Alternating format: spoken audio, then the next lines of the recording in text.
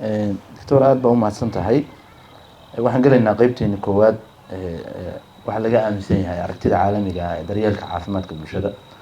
warbixin guud waxaa naga siisaa marka hore xaaladda maalgelinta caafimaadka Soomaaliya run ahaantii horta marka hore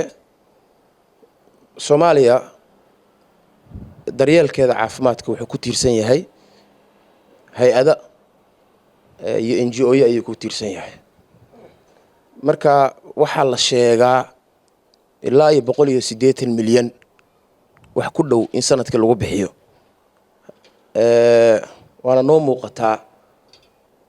inaysan ka muuqanin wax 180 iyo lagu bixiyay wax ku dhow